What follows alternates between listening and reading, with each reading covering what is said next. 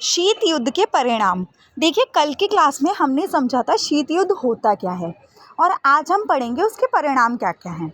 गुटनिरपेक्ष देशों का जन्म, यानी शीत युद्ध से क्या होता है, गुटनिरपेक्ष जो देश हैं उनका जन्म होता है। अनेक खूनी लड़ाइयों के बावजूद तीसरे विश्व युद्ध का टल जाना, मतलब कितनी भी लड़ाइयाँ हों लेकिन तीसरा विश्व युद्ध नहीं होता। अन्य सैन्य संगठन संधियाँ, और हम अलग अलग संधियाँ कर सकते हैं। संधियाँ मतलब डिफरेंट टाइप के एग्रीमेंट्स कर सकते हैं। और दोनों महाशक्तियों के बीच परमाणु जखीरे और हथियारों की होड़, यानी इससे क्या हुआ, दोनों महाशक्तियों के बीच हथियारों की होड़ हो गई थी। और दो ध्रुवीय विश्व, आपको कल मैंने समझाया था विश्व दो गुटों में बट गया था। एक तो महाशक्ति थी जो सोवियत संघ थी और दूसरी अमेरिका थी। अब देखिए, अपने प्रभाव को बढ़ाने के लिए दोनों ही महाशक्तियों ने अन्य देशों के साथ संधियाँ की थी। मतलब दोनों ही देशों ने संधियाँ, यानी अभी मैंने आपको बताया संधियों का क्या मतलब होता है, एग्रीमेंट किए थे अलग अलग देशों के साथ। एक थी सैन्य संधि और संगठन, देख लीजिएगा।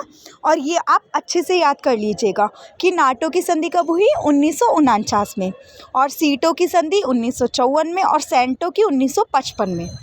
अब देखिए, अमेरिका और सोवियत संघ ये डिफरेंट देशों ने की थी, ठीक है।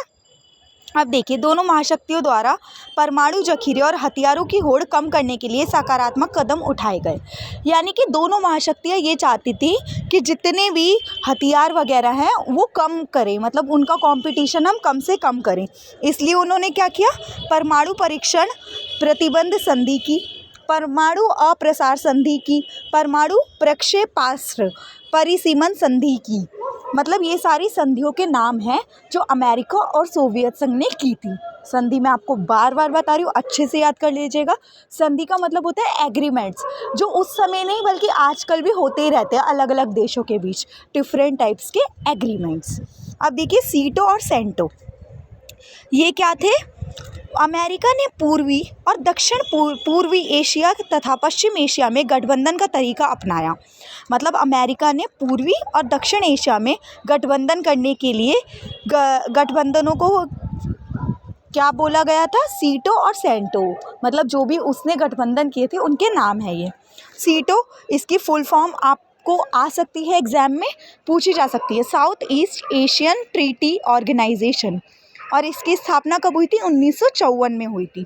इसका उद्देश्य भी अच्छे से याद कर लीजिएगा। उद्देश्य था साम्यवादियों की विस्तारवादी नीतियों से दक्षिण पूर्व एशियाई देशों की रक्षा करना।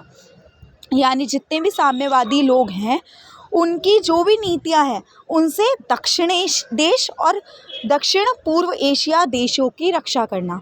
मतलब जो दक्षिण पूर्व के हिस्सों में एशियाई देश हैं उनकी रक्षा करना। नेक्स्ट हम पढ़ेंगे सेंटो।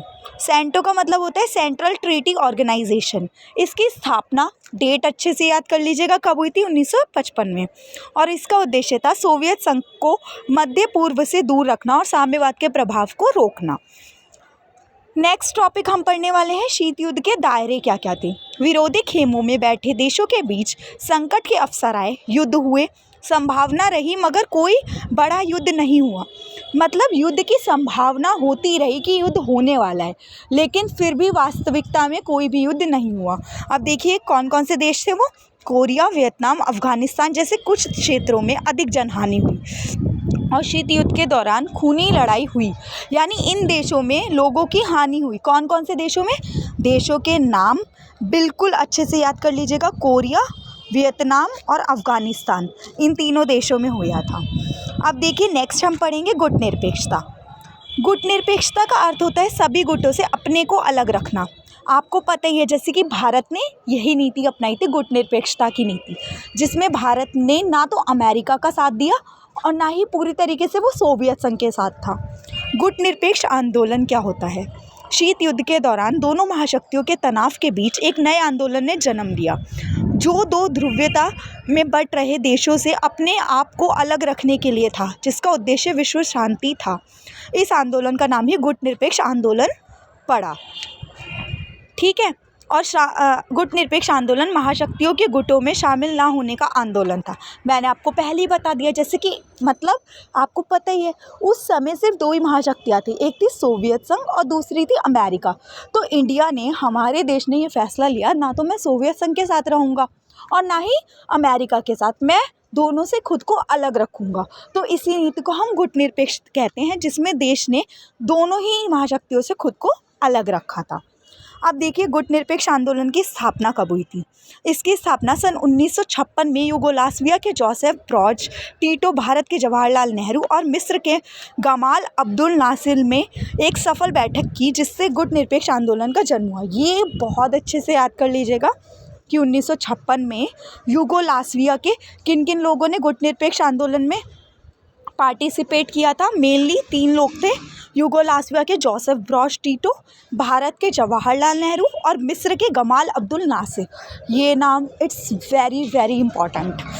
अब देखिए गुटनिरपेक्ष आंदोलन के संस्थापक नेताओं के नाम अभी हमने पढ़ा ही था, उनमें से 2 और हैं एक्स्ट्रा। जोसेफ ब्रॉज टीटो जो कि यूगोस्लाविया के हैं, जवाहरलाल नेहरू जो कि भारत के हैं, गमाल अब्दुल नासिर जो कि मिस्र के हैं, सुकोर्नो जो कि इंडोनेशिया के हैं और वामे एनक्रुमा जो कि घाना के हैं।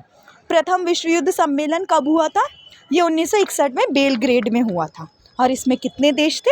25 देश थे। और 14 गुटनिरपेक्ष आंदोलन सम्मेलन कहाँ पे हुआ था? 2006 में हुआ था, क्यूबा में हुआ था। आपको यही अच्छे से याद रखना है कौन सा आंदोलन कब हुआ था, कहाँ हुआ था और उसमें कितने देश शामिल थे। ठीक है। अब 17वां गुटनिरपेक्ष सम्मेलन कब हुआ? 2016 में हुआ था, वेनेजुएला में हुआ था और इसमें 120 देश थे और 17 पर्यवेक्षक शामिल हुए। गुटनिरपेक्ष आंदोलन को अपनाकर भारत को क्या क्या फ़ायदा हुआ था? देखिए, अंतर्राष्ट्रीय फैसले स्वतंत्र रूप से ले पाया, लेकिन ऐसे फैसले जिसमें भारत का लाभ होना, ना किसी महाशक्ति को। मतलब वो ऐसे फैसले ले पाया जिससे भारत को लाभ हुआ। गुटनिरपेक्ष से भारत हमेशा ऐसी स्थिति में रहा कि अगर कोई एक महाशक्ति उसके खिलाफ हो जाए तो वह दूसरे की तरफ जा सकता है। आपको पता ही, अगर वो एक के साथ हो जाता तो वो कहीं जा ही नहीं सकता। तो मतलब वो किसी का भी साथ दे सकता है किसी भी सिचुएशन में। जब उसके खिलाफ दूसरी महाशक्ति हो जाएगी तो वो पहली वाली का साथ देगा, अगर उसके खिलाफ पहली महाशक्ति है तो वो दूसरी का साथ दे सकता है। ये हुआ उसके साथ। गुटनिरपेक्षता की नीति की आलोचना क्यों हुई थी? मतलब भारत में कुछ लोगों ने गुटनिरपेक्षता की नीति के अगेंस्ट यानी खिलाफ क्या क्या बोला था। उन्होंने ये बोला था कि गुटनिरपेक्षता की नीति सिद्धांत विहीन है और भारत इसकी आड़ में अंतर्राष्ट्रीय फैसले लेने से बचता है। मतलब भारत इसलिए शामिल नहीं होना चाहता ताकि उसे अंतर्राष्ट्रीय फैसले ना लेने पड़े। भारत के व्यवहार में स्थिरक नहीं है। भारत में 1971 के युद्ध में सोवियत संघ से मदद ली थी, कुछ नहीं तो यह मान लिया कि हम सोवियत खेमे में शामिल हो गए, जबकि हमने सिर्फ मदद ली थी। सोवियत संघ हमारा सच्चा दोस्त था, उसने हमेशा हमारी मदद की थी। अब देखिए, गुटनिरपेक्षता ना तो पृथकतावाद है और ना ही तटस्थता। ये भी एग्जाम में हज़ारों बार पूछा जाता है ये वाला क्वेश्चन। पृथकतावाद का अर्थ होता है अपने आप को अंतर्राष्ट्रीय मामलों से काट के रखना, लेकिन गुटनिरपेक्षता में ऐसा कुछ नहीं होता कि अब हम अंतर्राष्ट्रीय मामलों में पार्टिसिपेट नहीं करेंगे, ये नहीं होता। ठीक है। और भारत ने ऐसा नहीं किया, गुटनिरपेक्षता को अपनाया, ना कि पृथकतावाद की नीति को। भारत आवश्यकता पड़ने पर मदद लेता था और दूसरों की मदद भी करता था। और तटस्थता का क्या मतलब होता है? इसका अर्थ होता है धर्म निभाना नहीं। तटस्थता को अपनाने का मतलब है मुख्यतः युद्ध में शामिल नहीं होना, लेकिन यह ज़रूरी नहीं है वह युद्ध को समाप्त करने में मदद करे दे। और यह देश युद्ध को सही गलत होने के पक्ष में कुछ नहीं बोल सकता था। मतलब युद्ध सही है गलत है इसमें तो नहीं बोलेगा, लेकिन युद्ध की समाप्ति के लिए वो मदद ज़रूर करता था। गुटनिरपेक्ष देशों ने तटस्थता को बिल्कुल भी नहीं अपनाया, क्योंकि भारत अन्य देशों ने हमेशा से दोनों महाशक्तियों के बीच शत्रुता कम करने का प्रयास किया। मतलब भारत हमेशा से चाहता था अमेरिका और सोवियत संघ दोनों लोग मिलजुल कर रहें। नेक्स्ट टॉपिक हम पढ़ेंगे नव अंतर्राष्ट्रीय आर्थिक व्यवस्था। गुटनिरपेक्ष आंदोलन में शामिल होने वाले अधिकतर देश की अल्प विकसित देशों का दर्जा मिला है। आपको पता है ये गुटनिरपेक्ष जितने भी सदस्य थे उसमें से ज़्यादातर देश या तो अल्प विकसित थे या फिर विकासशील, मतलब जो जिनका विकास कम हुआ है या फिर जो अभी विकास कर रहे हैं। आपको पता है अमेरिका तो उस समय और अब भी विकसित देश है। इसके लिए आर्थिक विकास ज़रूरी था, क्योंकि बिना विकास के कोई भी देश सही मायने में आज़ाद नहीं हो सकता। ऐसे में देश उपनिवेश भी हो सकते थे। इसी समझ से नव अंतर्राष्ट्रीय आर्थिक व्यवस्था की धारणा का जन्म हुआ। अब ये भी अच्छे से याद कर लीजिएगा, 1972 में व्यापार और विकास में संबंधित सम्मेलन में नाम से रिपोर्ट आई थी एक। अब देखिए ये जो 1972 में यूएनओ के व्यापार और विकास में संबंधित सम्मेलन के नाम से एक रिपोर्ट आई थी। अब उस रिपोर्ट में क्या क्या था, उसमें ये था अल्प विकसित देशों का अपने प्राकृतिक संसाधनों पर पूरा अधिकार होगा। मतलब जो भी हमारे देश के संसाधन है उस पर हमारा अधिकार है।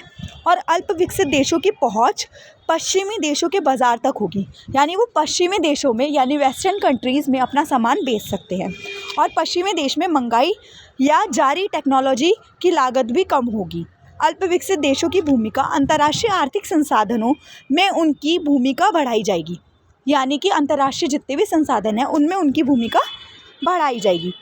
अब देखिए शस्त्र नियंत्रण के लिए क्या कौन कौन सी संधि की गई। LTBT सीमित परमाणु परीक्षण संधि, ये 5 अगस्त 1963 पे हुई थी। सॉल्ट संधि, ये आप देख लीजिएगा कौन कौन सी संधि कब कब हुई है, ठीक है। Okay guys, thank you so much. आपका ये चैप्टर कंप्लीट हो गया। अब आप इसे अच्छे से पढ़ लीजिएगा। आप चाहें तो अगर मेरी वीडियो आपको फास्ट लग रही हो तो आप बार बार उसे रिपीट करके सुन सकते हैं। Okay, thank you guys.